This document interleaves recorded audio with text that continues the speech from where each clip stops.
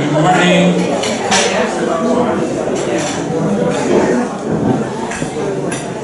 Welcome to the October men's breakfast. I'm not Dale. Talking as loud as nobody ever told me that I talk soft. I took Dale to the airport this morning. He's on his way back to Milwaukee for his brother's birthday. So that's why he's not here. And I think we've had the biggest turnout we've ever had. We had 90 people here. 90 people signed up. Maybe it's just all of you want to see a car crash. I'm not sure. So Jeff's family moved to San Diego in 1950 when he was 3 years old. And it's kind of unusual that he has spent his whole life in California. I don't know how many of us can say that. He's either lived in San Diego, LA area, or the Bay Area. He's a graduate of SDSU. He's a retired certified public accountant. Did a lot of auditing work in the U.S. and overseas. One of his hobbies is railroad history. He has authored or co-authored 10 different books on railroad history. He and Jean moved to Cauthen in January of 2020. And Jeff's mother lived here for 18 years. And most importantly, Jeff is a founding member of the Cauthen 8 a.m. Bistro breakfast group. I can't even say it. So come on up, Jeff.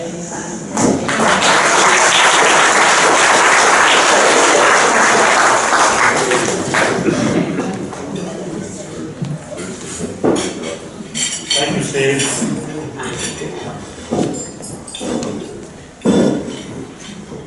Well, I had Beethoven's Ode to Joy playing when I came in. It's always been my favorite piece of music ever. And after what happened to me, it means more to me now than it did before. Because it's a joy to be here. Anyway, get started.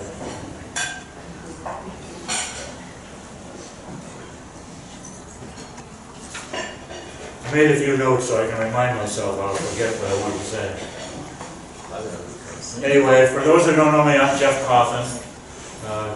Steve gave me a nice intro there. My wife Jean is here. Stand up.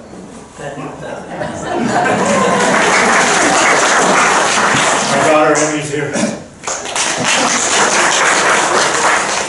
I have to give Ed Kavanaugh's a history lesson every morning down at the Breakfast Club. So today is October 25th is St. Crispin's Day, and it was named after two saints, which nobody remembers. But the day is famous now because of Henry V's victory over the French at Agincourt in 1415. So that's your history class for today. Anyway, thank you everybody for coming. I really appreciate it. I have a lot to be thankful for that I'm even here. How I survived the wreck, I don't really know, except grace of God. So I look at the car and look how beat up I was. It's like, how did I survive that? But thanks to God and Toyota, I'm here. My sister, a long time ago, and more recently, said she thought I had an angel on my shoulder. So if I do, he was there when that guy hit me. So I wanted to thank the Chinese Bible study. They were all praying for me, and they had some of their church people praying for me. I know a lot of you were. You had a lot of good thoughts you were sending up. No, I'm sorry. So I want to really, I can't thank you enough for everything, all the thoughts and prayers from everybody. I really appreciate it. I also would like to thank I don't know who the EMTs were that extracted me from the car, but they did a good job and they didn't cause any extra damage to me on my neck and my back. The doctors and the nurses at the various hospitals did a good job putting me back together. So, but my biggest thanks, obviously, go to my wife and my daughter and our son John. And the five grandkids helped out as they could. A couple of them are in Arizona, and then the other 3 are down here in Malaysia, so they all helped out. And my friend Roberta Michaels helped out. She came by and gave me a shave one day because I couldn't shave.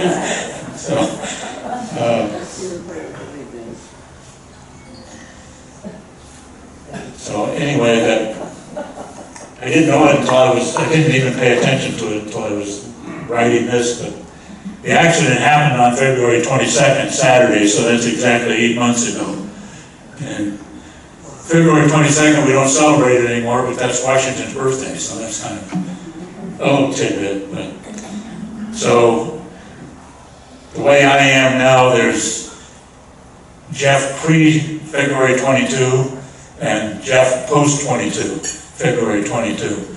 I'm never going to be the same as I was before, physically and emotionally probably.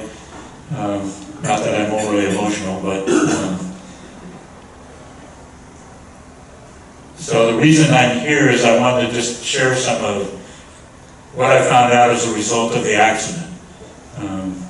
There's a lot to, when something like this seriously happens, you don't know what's going to happen down the road at the hospital, at the health center, when you come back to your apartment.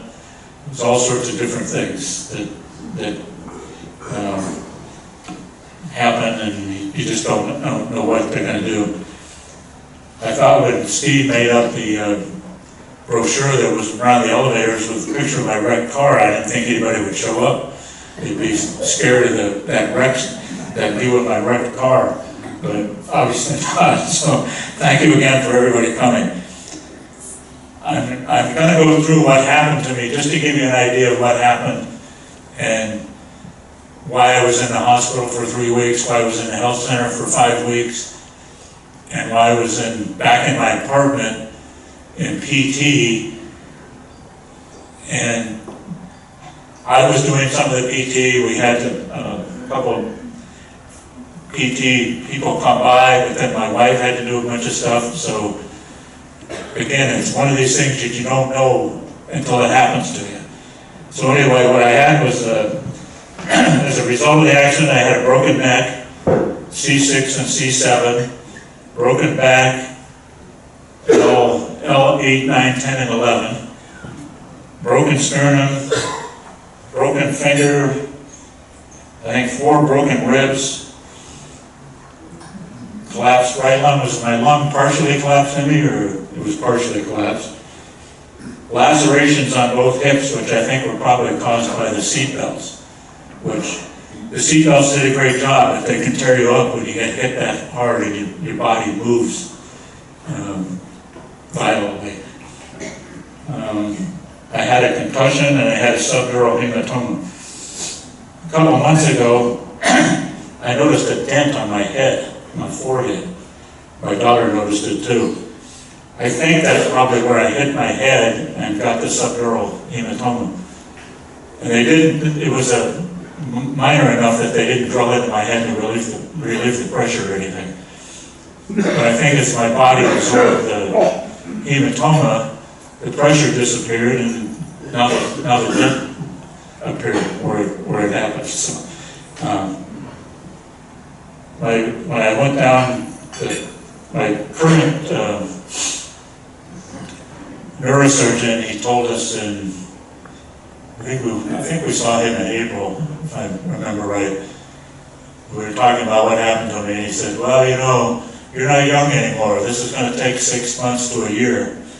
And he was right on. I mean, I'm not done healing yet, but it's been 8 months, so I'm getting there. Obviously, you saw me walking around with a brace and the neck collar and everything, and that's all gone. But the neck is not healed up completely yet. I'm going to have a CT scan in December, and we'll we'll review it and see how my neck is doing. I'm always going to have a crooked head. I can't, if I get straight up, then I'm bent over like this. So the head has gotten better. When I first went to the PT at Kaiser, it was at 25 degrees off center. A couple of weeks ago when I went, it was 17 degrees off center. So I've gotten better. What caused that was the C6 and C7 got crushed, and they slipped 1 centimeter off alignment. So the doctor put in a spacer. I think they called it a spacer. Whether he put it in exactly right, I don't know. My current neurosurgeon said he didn't do anything wrong, but my current neurosurgeon said he would have done it differently. Anyway, every doctor says they'll do stuff differently. I'm up here. I didn't get a severed spinal cord. Everything works. I can walk, and my hands work, everything. So I don't have any complaint about the doctors. The back, they put 2 rods and 6 screws in my back and fused the 4 vertebrae together. So I can turn and everything, I can move, I just can't bend over as well as I used to. And it feels, it doesn't hurt, but it feels like there's a break in my back. When I move it, it feels like it moves in one piece. So anyway, I had the neck surgery on February 25th, 3 days after the accident, because the trauma center that I was in, they only had 1 neurosurgeon, and he had too many clients. So, and then my back surgery was on March 2nd, and I was brought down to Kaiser Claremont Mesa March 5th after a long ambulance ride, and I was on so much morphine I don't remember anything. I don't remember anything about the accident, which is good. I don't remember any pain from the accident. And the ambulance ride down, I was still on some morphine and oxycodone. And I thought they were kidnapping me to Tijuana. So when I got to Kaiser, I told the nurses, don't give me any shots, they're trying to kidnap me to Tijuana. Anyway, they slowly got me off the morphine, and I was just on the oxycodone, and then it got better. But my daughter and my wife can tell some stories up in Pomona Valley, the hospital. I was on so much morphine, I was having delusions of them being in the jungle, and they were being attacked by lions and tigers, and I was trying to protect them. And my daughter says that thought I was in the woods, and there was a guy sitting on the couch in the room, which there wasn't, of course. But the one thing about the delusions, my mother had a hip replacement 10 years ago or something like that here while she still lived here. And they put her on morphine, and she had all these delusions.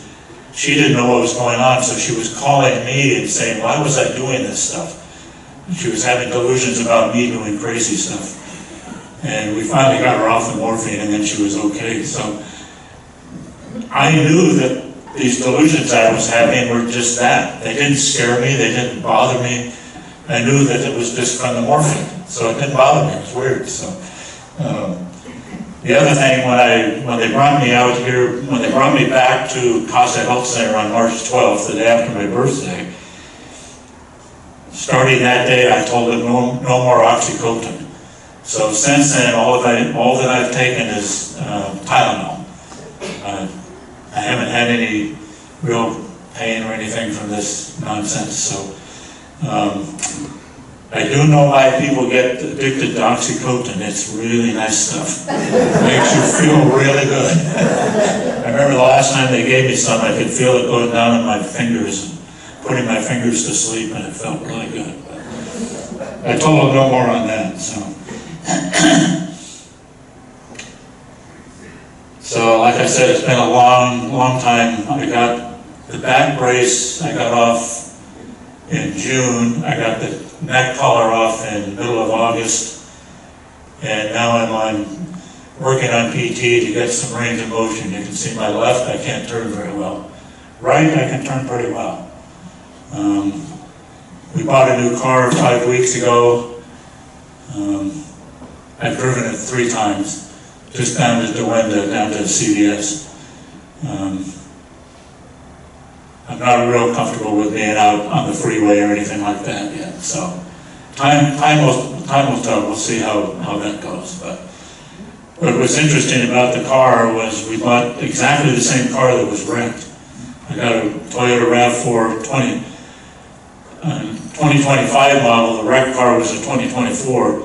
Exact same car, same model, same options. Everything was the same, except the new one was $1,500 cheaper than the old one. Go figure. I can't explain that. I don't know. So let's see. That's what the car looked like before it got wrecked. It was a nice car. It was only 6 months old when it got wrecked. And I was up, and this is a view of where the accident happened.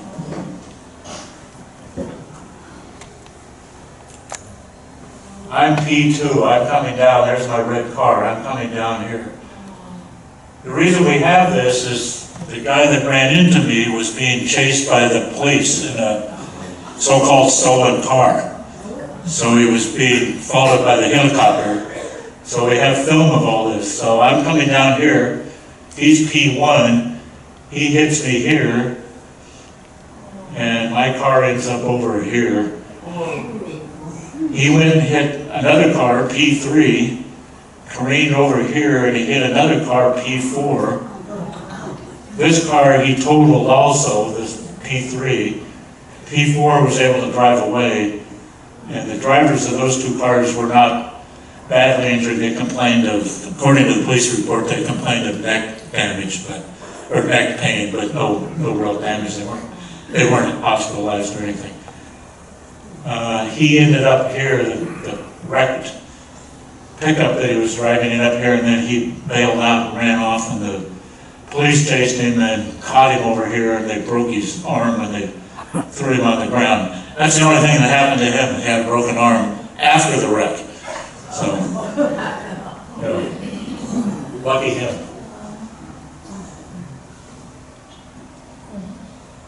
Now this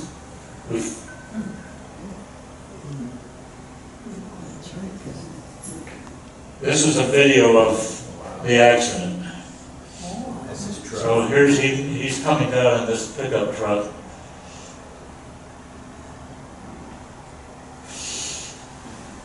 He's going to go off in a parking lot with the police behind him, and they didn't hit him and stop him. There he is. He's going to turn around. Police had a chance. They could have hit him, but they didn't do it, unfortunately.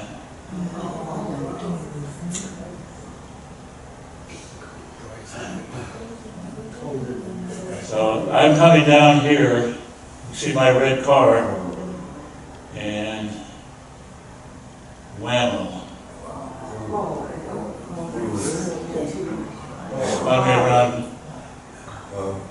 once, and then he careened off over in here to the down into here. You can see here he comes.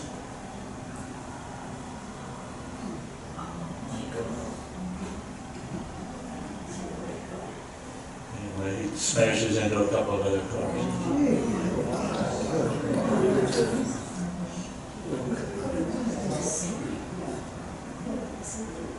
That's when the police come, and he takes off and they catch him.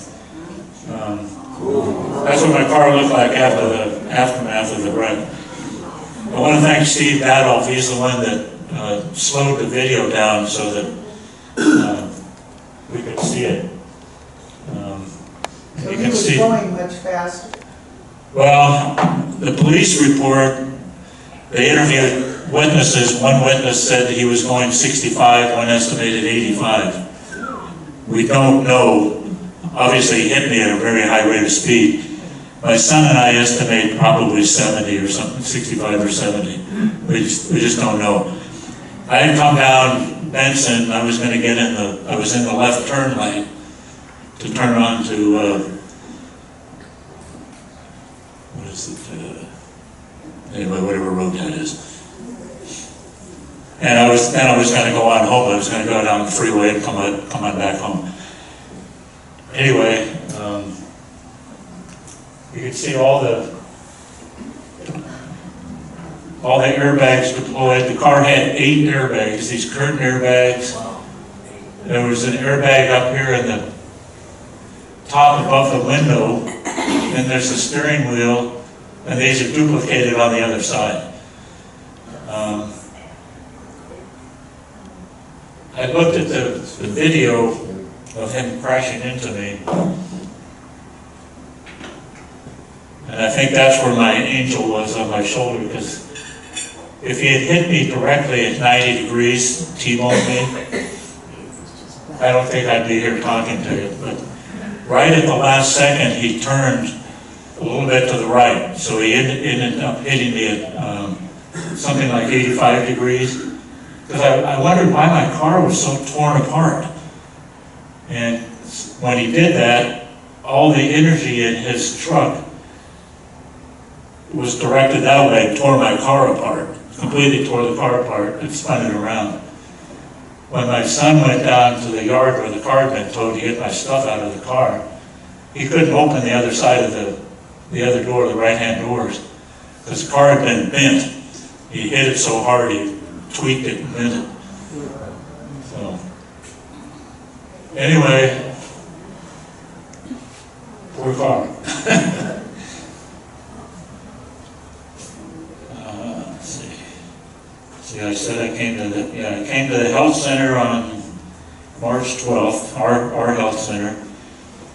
They discharged me on April 15th back to my apartment.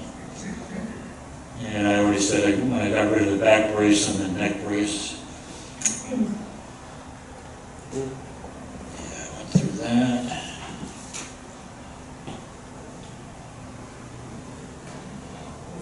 And my wife doesn't want me to say this, but I'm saying it anyway. The guy that hit me, he eventually pled guilty to 2 misdemeanors and 2 felonies and 1 misdemeanor. The misdemeanor was driving a car without permission, that pickup truck. I don't know this, it's just me being an old auditor, I put 2 and 2 together. I think he worked for the guy that owned the pickup truck.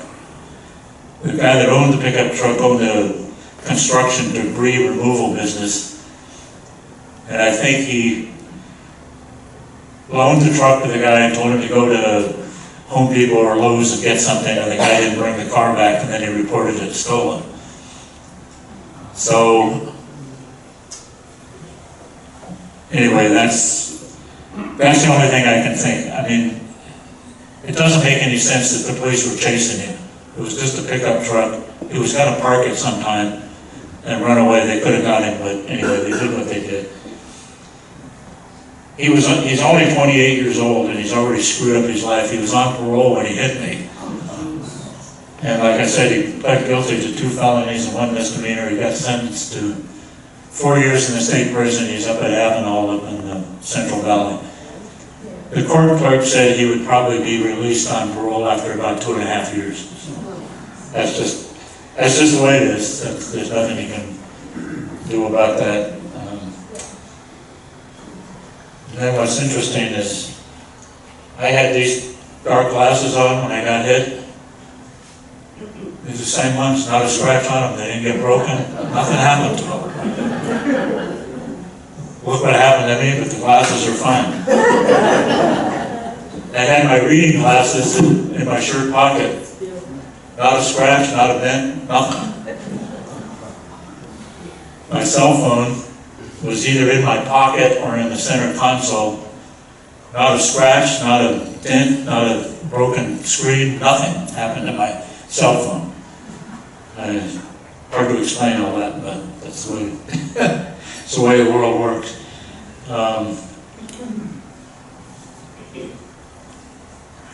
The only good thing that happened, well, there's a couple of good things. I found out I've got a lot of good friends, and good family and all that, which I already knew, but it gets more to you. And I lost 40 pounds, so there was a side benefit. I needed to lose some weight anyway.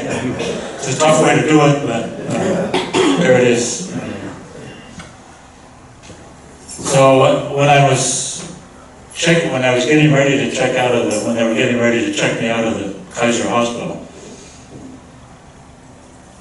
they were asking if I had a wife, and why are they asking if I had a wife? Well, they want to know if there's somebody to take care of me when I get home. Otherwise, I'd have to hire somebody or get in-home care, get a CNA or whatever.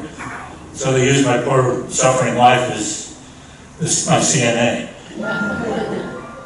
And my daughter helped a lot, and grandsons. Like I said, when you have a neck collar like I had, you can't just take it off. If you take it off, you have to have somebody hold your head still so that you don't do anything.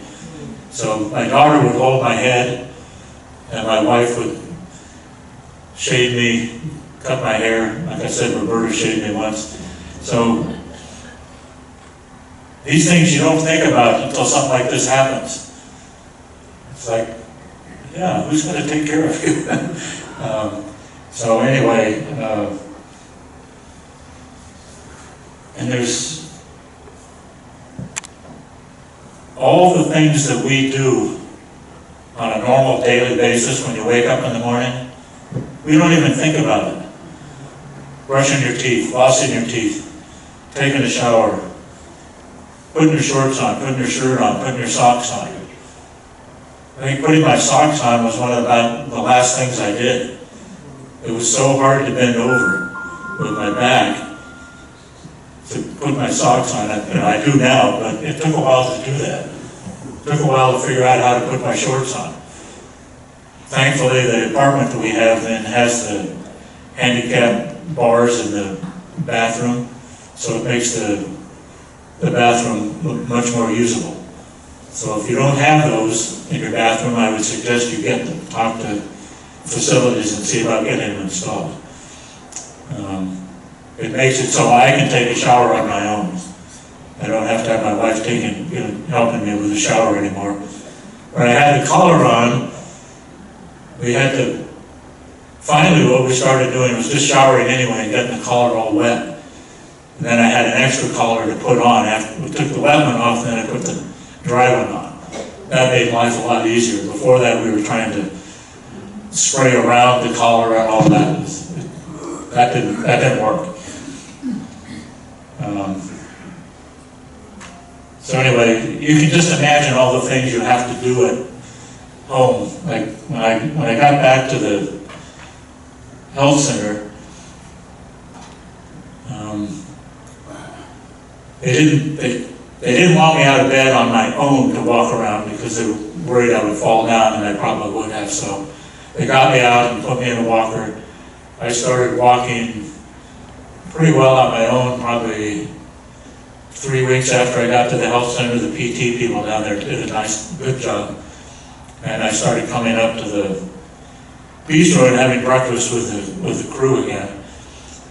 And but it took a while. I mean, it's only in the last couple of weeks I've really gotten my walking gait, my normal gait back. I was still kind of uneasy sometimes walking. So like my neurosurgeon said, it takes a long time. So I already went through that. The other thing that happened as a result of the wreck was I had on my iPhone 15 that was fairly new, I had turned on the SOS feature, which you can activate it on your own, or like in my case, I couldn't activate it, so it activated itself. And it called 911 and dropped a pin where I was. And it sent a note to my wife and my daughter and my son. Unfortunately, I had forgotten to tell them that they were going to get notified of the SOS call. So my wife thought it was a fishing expedition, and she sent it to Steve and asked Steve, what the hell is this? So anyway, they figured it out. My daughter was changing planes in Nashville or something, so she couldn't do anything. My son was in Arizona. He figured out what it was, but okay, then what do you do? So it took him, what did he say, about 2 hours to find out where I was? He had to call Pomona Police Department, who had started the chase of the guy that hit me, and then they turned it over to Upland Police, where I got hit. I got hit in the city of Upland. So he finally found out which police department was in charge, got a hold of them. They told him where they thought I was. Originally, they took me to San Antonio Hospital, which couldn't treat me. Then they took me over to Pomona Valley, which was a trauma center and ICU. So the bottom line is, my son-in-law, my wife, and my daughter's husband drove Shane up to the hospital, and you didn't get there until, what, 5 o'clock or something in the afternoon? The accident happened at 11:15 in the morning, so it was about 5 or 6 hours before they knew where I was and before they could get to the hospital where I was. I didn't show any pictures about what I looked like in the hospital. It'd be too scary. Talk about warmed over death, that was me. But, back to the SOS, they're on the iPhone and they're on they're on the other phones, the Android. So check your Android, Google it, there'll be a video that tells you how to turn it on, if you want to turn it on. And if you do, make sure you tell who's going to get notified, so they don't wonder what the hell's going on. So anyway.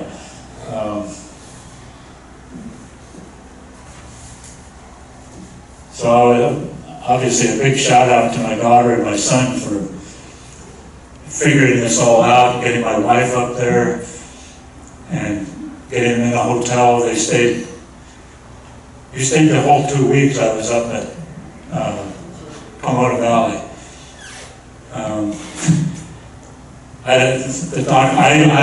was not aware of any of this stuff going on. I wasn't aware that they were even in the room. Apparently I was talking all the time, but I have no memory of that whatsoever from the medicine. But did they tell you, the doctor told you I could quit wearing the neck brace after 3 months, which it turned into 6 months. One of the neuro nurses told my daughter or my wife, oh, you can take him home in your own car 3 days after the back surgery. No, that would not have worked. So anyway, I think most of you know that if you're in the hospital, you need an advocate. Whether you have to hire one or whether you've got daughter, son, wife, sister, brother, whatever, you need somebody there to advocate for you, because they'll forget you or they'll do something you don't want done. So.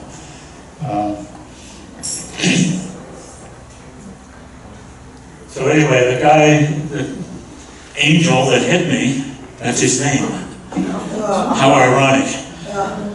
He pled guilty to hit and run, resulting in permanent injury or death. He ran through the red light and hit me in the left-hand turn thing, and then evading an officer causing injury. Now I'm on a little bit of a soapbox about car chases. Southern California, for years and years, they thought they were entertainment. They're not entertainment. They should never, ever happen. They had a helicopter. They knew where he might end up. They could follow him in the helicopter.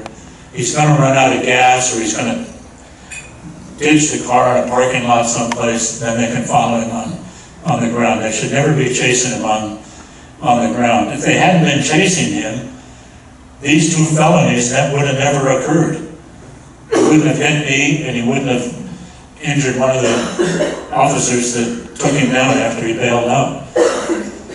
So I'm adamantly opposed to any car chases ever. You can do it with a helicopter, with drones. My wife was reading an article this morning about one police departments, I think in Albuquerque, New Mexico, they're using drones to follow these people that committed some sort of crime, stole a car or robbed a bank or whatever. So that's my little soapbox. Anyway, his name is Angel Joseph Lopez. Wish I'd never met him. Of course I didn't meet him, but wish I'd never met him in the car crash. But anyway, this is what new cars look like, airbags. So, see the one on the steering wheel, there's one on the passenger side, and then these side curtains. There's one apparently in the seat, and there's one down underneath the dashboard that will protect your knees. And then there's the head restraints. These aren't airbags, but the head restraints behind. The big problem with cars, we don't have head restraints. If I had somehow had a head restraint, I wouldn't have had near the damage I had. But you can't. I don't know how we would drive a car if we had a head restraint like they do in race cars or airplanes. So anyway, thank God my car was a fairly new car and had all these airbags. I have on my forehead, there's a happy face here. When my son got to the hospital, they said he thought I'd been scalped. There was a big circle. Whoever stitched me up did a pretty good job. It's mostly gone away. But it pulled my skin back on my forehead. The only thing my son and I can think of is that when the steering wheel airbag deployed, the canister must have hit me on the forehead. Because there's nothing else in the car that has that round. So we'll never know what it was, but that's our best guess. So this is why airbags can be deadly. Don't put your young grandchild in the front seat and what we used to call the suicide seat, the right-hand passenger seat, because there are instances where an airbag is deployed and killed a young child. So put the kids in the back seat. But anyway, it's airbag, then there's the inflator and the sensor. There are sensors down here in the bumpers. So when you get hit or get hit in the side like I did, it almost instantaneously deploys the airbags, but it's an explosive charge. So it can be dangerous. So I'm not saying don't have a car with airbags. Obviously have a car with airbags. The more the better. But just be careful with young kids. That's the main thing.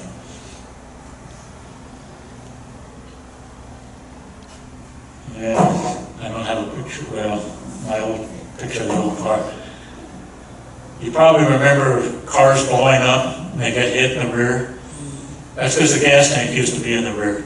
They moved the gas tank in cars up to the center of the middle of the car, up sort of under the back seats.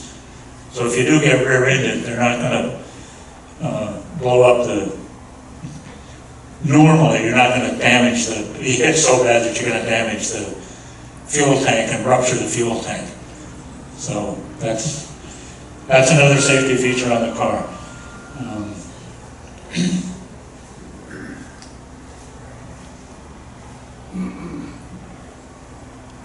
So this I never knew about until my son said, "Well, we need my wife, we need to have an attorney." I said, "Okay." He wanted me to sue the police department for causing the accident by doing the chase. And I thought about it, did some research, and down at the the bottom paragraph, it says, the police departments are immune from civil liability for pursuits if they have a policy for and train their officers about vehicular pursuits. So what are you going to sue them for? They're going to, a suit would go on for 5 years, and what are you going to get? My wife and daughter don't like to hear it, but none of us like to hear it, but people our age, for lawsuit value, we're worthless. I don't have a job. I don't have income. I don't have any young kids that I'm raising. So if you try to get some money out of a lawsuit, what are you going to base it on? You haven't got anything to base it on. So I told my son, forget the lawsuit. We're not going to do that. So my attorney is dealing with this. I never knew. Medicare and Kaiser placed a lien on my auto club uninsured motorist policy. So my attorney is dealing with them to try to get them to waive their claim. We have 500,000 uninsured motorists. All California insurance companies, when you insure your car, they have to offer you uninsured motorists. You can decline it, but they have to offer it. I would recommend that you all get it. Like we have it on our new car for 1 year, excuse me, for 500,000 uninsured motorists, it's $490 a year. So it's not that much. It's worth having it. So we'll see. My attorney said he thinks they will have this wrapped up dealing with Kaiser and Medicare by the end of the year. So we'll get some sort of payment out of it. I don't know what we'll get, but we shall see. The other thing I've found is state of California has a victim restitution fund because the person that hit me had no insurance of any kind whatsoever. The truck that he was driving, the owner only had the minimum, $1,530. He wasn't at fault anyway, and that would be between my insurance company and his anyway. It would be between me and that guy. I don't know how I could possibly sue him. He had nothing to do with the wreck. So the state of California has this victim restitution, but it's limited to $70,000 max.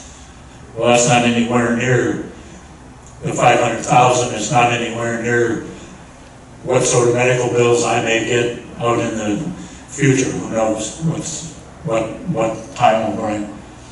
And if the state of California pays you the $70,000, then you have to reimburse your insurance company if you have the uninsured motorist. So the insurance companies are taking care of themselves. So.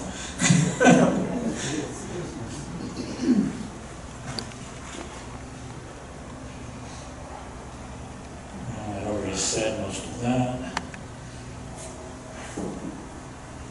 I checked this on the internet, so take that for what it's worth. Estimates of percentage of uninsured California drivers varies by source and year, but Insurance Research Council said they estimated 16 to 17% of drivers are uninsured, completely naked in the year 2022-23.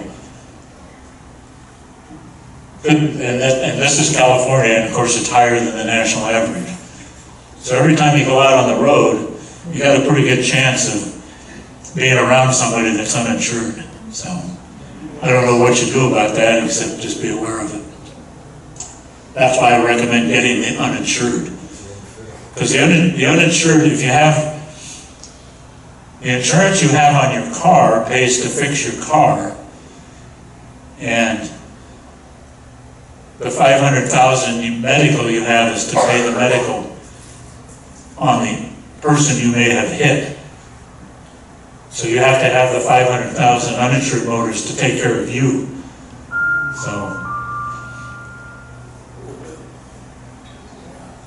So my final thoughts on this, if you drive, I would drive a newer car, the one with all the new airbags, all the bells and whistles. I know a lot of us don't drive too many miles a year, maybe 5,000 miles a year, so you say my 10, 15-year-old car is fine. And that's true, except if you get in an accident, you're not going to have all these airbags. You're not going to have some of the other safety features that the newer cars have.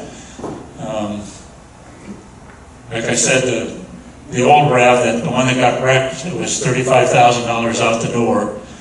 The new one we bought was $33,000 out the door. It was $1,500 cheaper for some reason.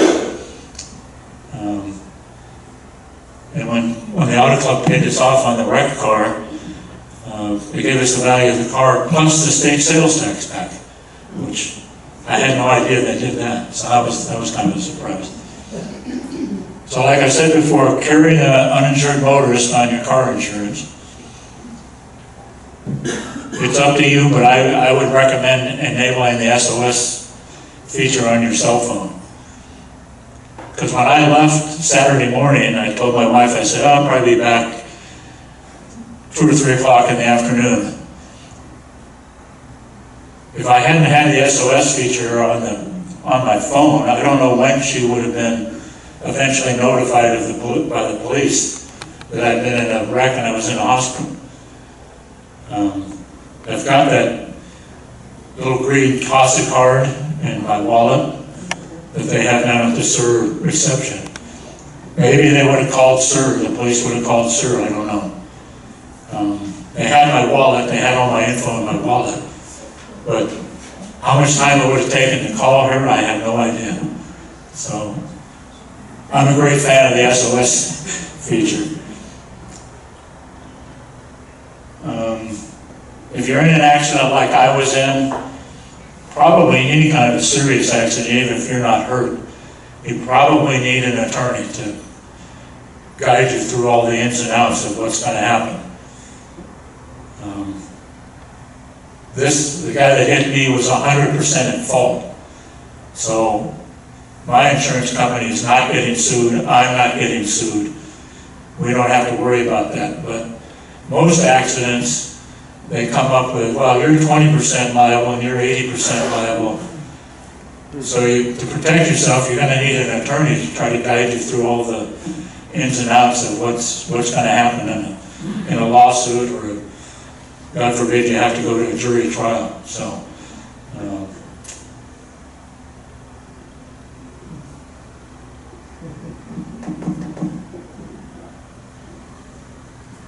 one of the other things, if you're going to get in an accident, be close to home. I know we can't plan that, but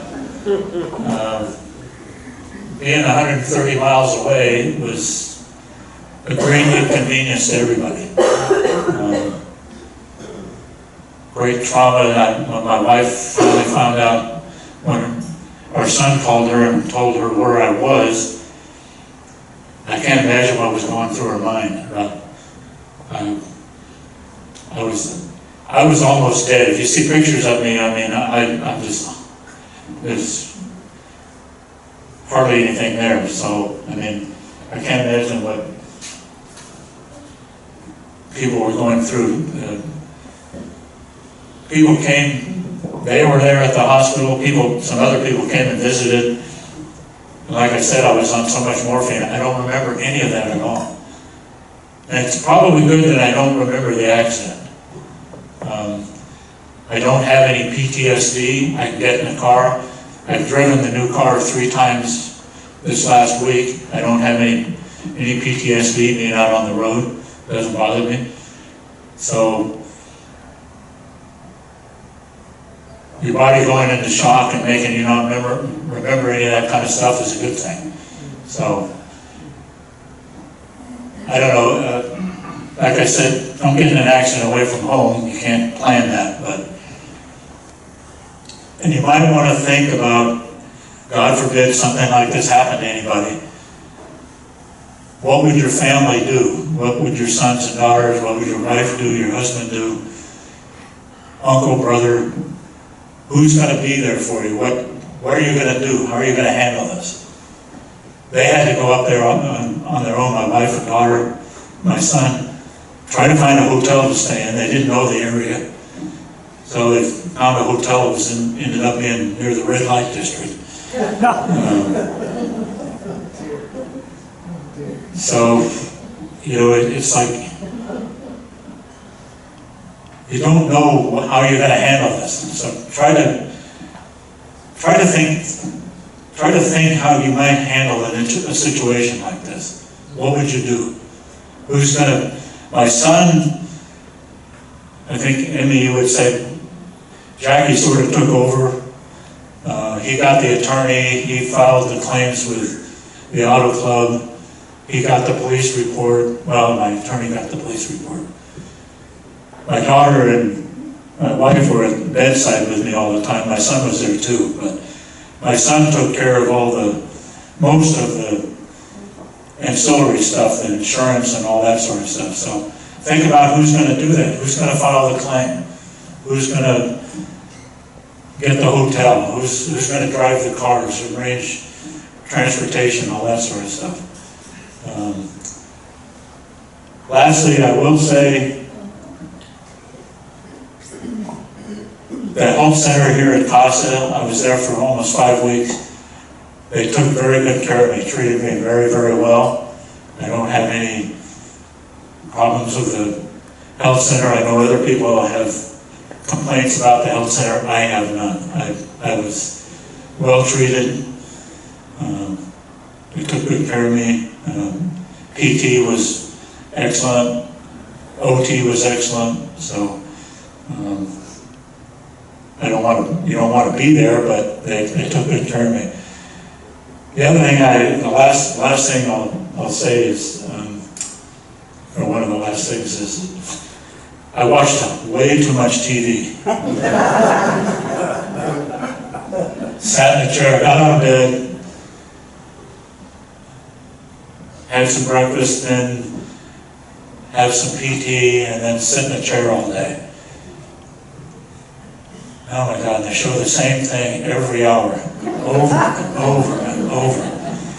So I started watching Ice Road Truckers. I started watching Bar Rescue.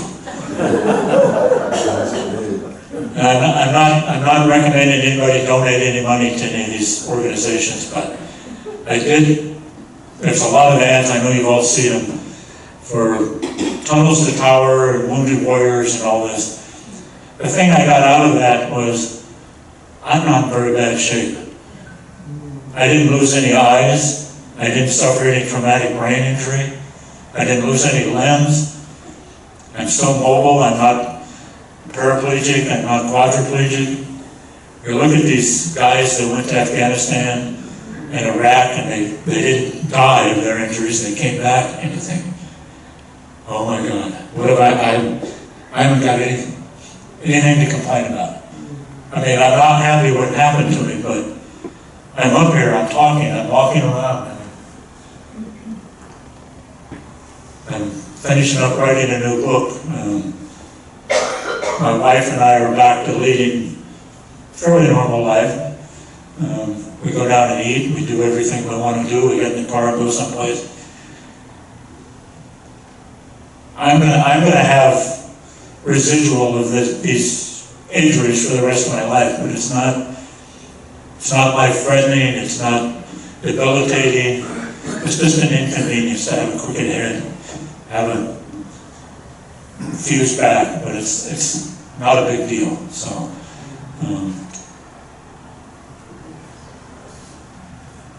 the other thing, I know it has nothing to do.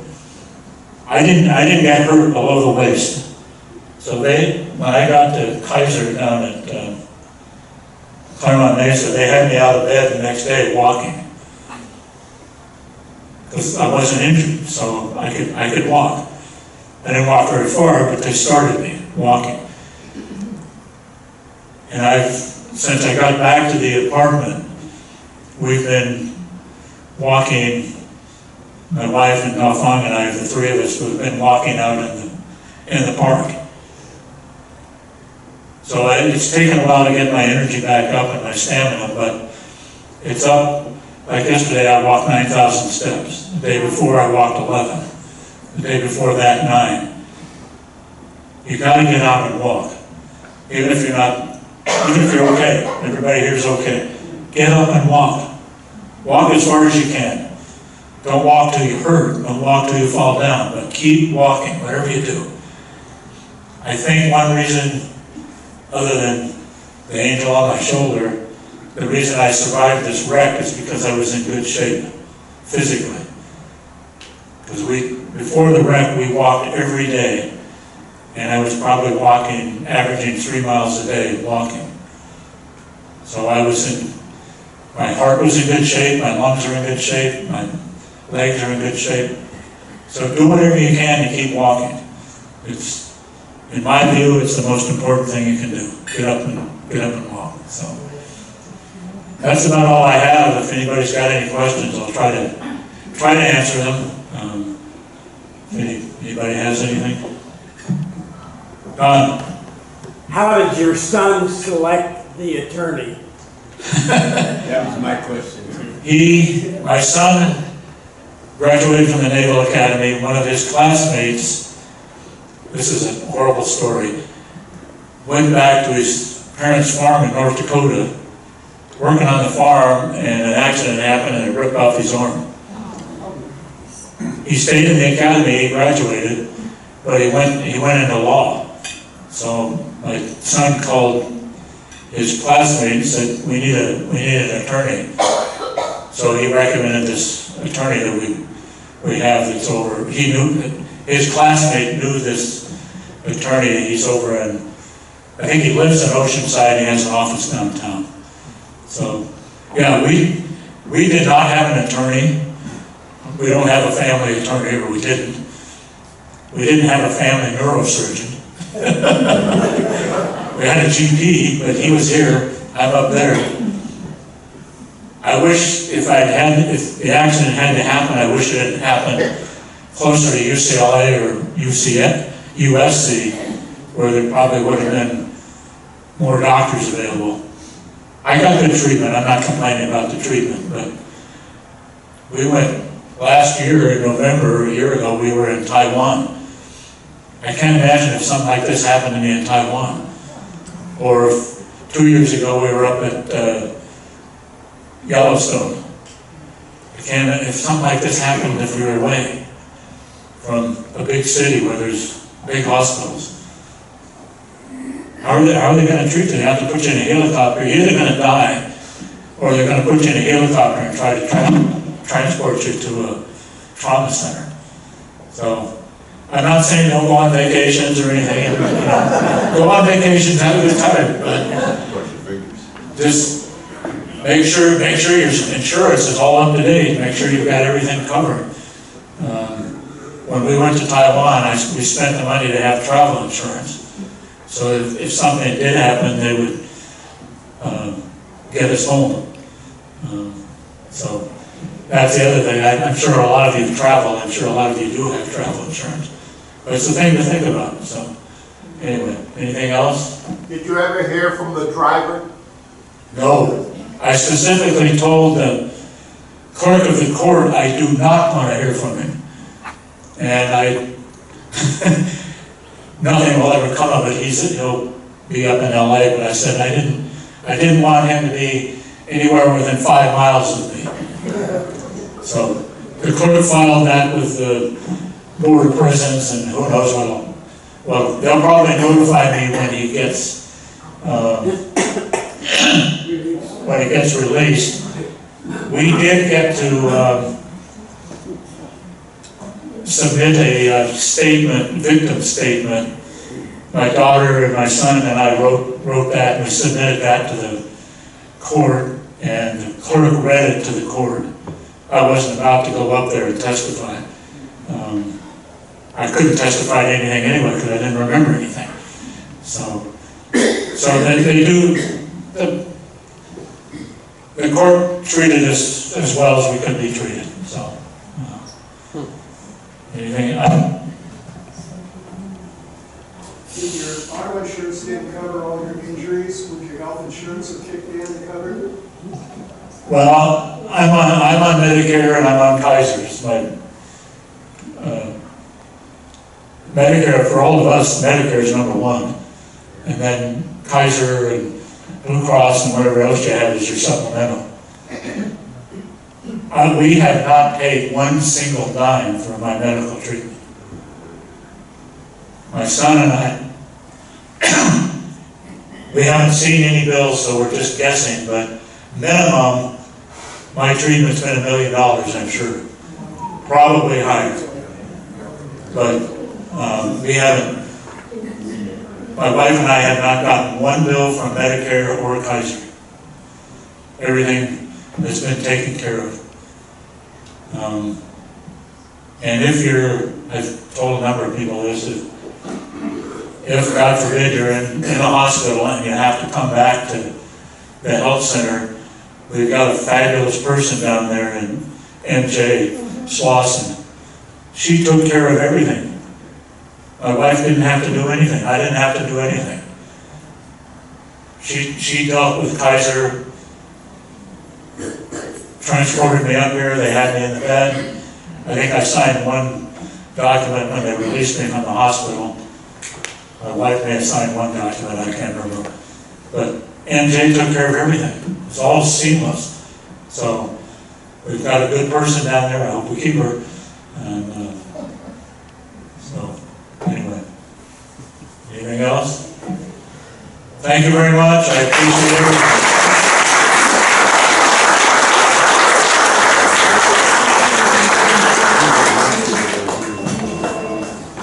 Thank you, Steve. So thank you, everybody. You'll get a notice out for next month, and hopefully you'll have a nice big crowd as well. Take care.